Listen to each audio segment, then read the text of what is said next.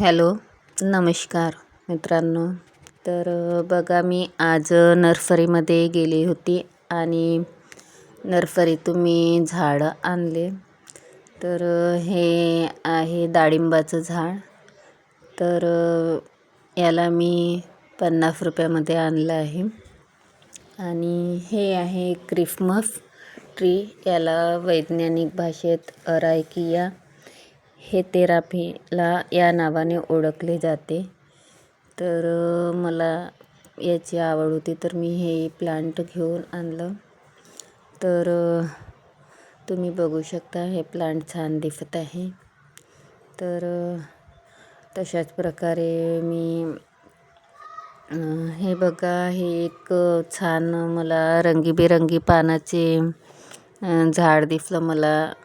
मी याला घ्यायला गेली नव्हती आणि याचं नावसुद्धा पण मला माहीत नाही काय आहे. तर पण याचे पानं मला छान वाटले, तर मी याला शोचं झाड म्हणून घरी आणलेलं आहे.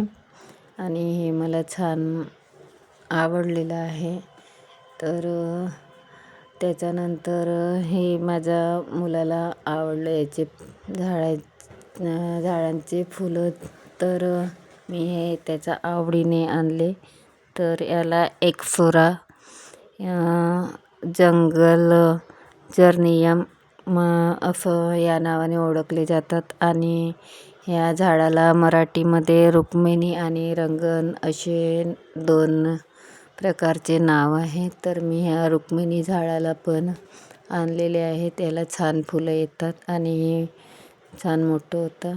आणि हे आहे जेट प्लांट.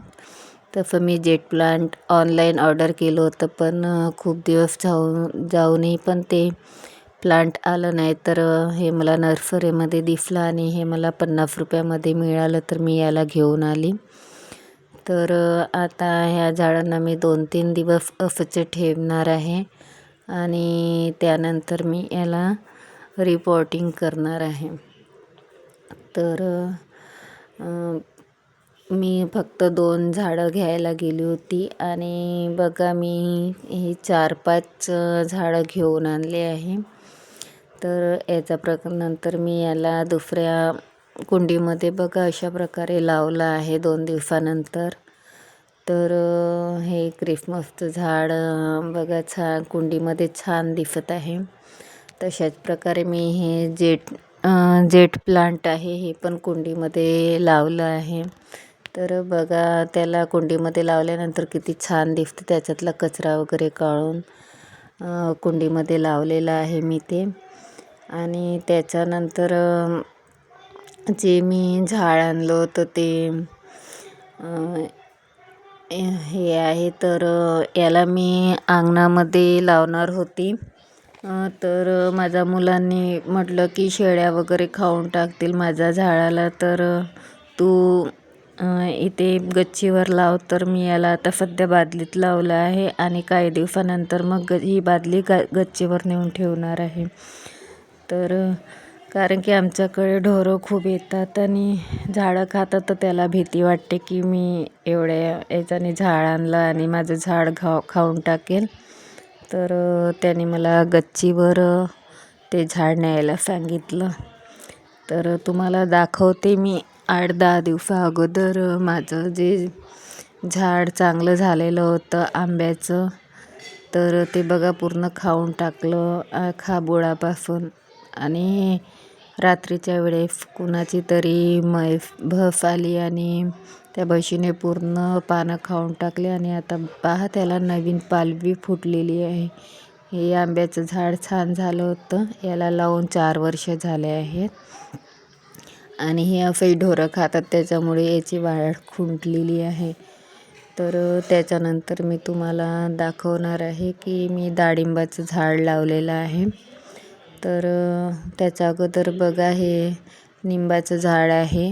तर याला छान निंबू लागतात आणि निंबाचं लोणचं इतकं छान होते की माझ्या मुलींना आवडते. तर बघा, आता याला निंबू धरलेले आहेत. तर हे पिकल्यानंतर मी याचं पण छान लोणचं बनवणार आहे, कारण की ते माझ्या मुलांना खूप आवडतात. तर आता याला पण बार येईलच. तर याच्याच साईडला मी डाळिंबाचं झाड लावलेलं आहे. तर ते तुम्हाला आता दाखवते बघा. हे डाळिंबाचं झाड आहे. तर मी छान 3 फूट गड्डा छान खंदला, कारण की आमच्याकडे मुरमाडी जागा आहे. तर गड्डा छान खोल करावा लागतो आणि तिथे नवीन माती आणि शेणखत टाकलं आणि हे बघा झाड लावलं आहे मी.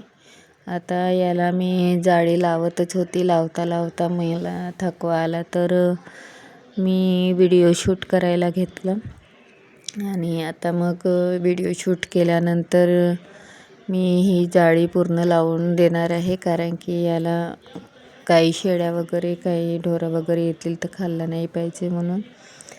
तर हे बघा, याला अगोदरच डाळिंब लागलं आहे, पण हे मी काढून टाकणार आहे. तर आता माझी जाळी पूर्ण लावून झाली आहे. तर बघा, अशा प्रकारे मी दुसऱ्या साईडने हिरवी नेट लावलेली आहे.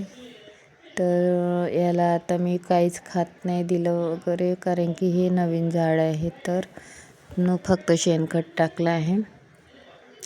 तर तुम्हाला माझा व्हिडिओ आवडला असेल तर लाईक करा.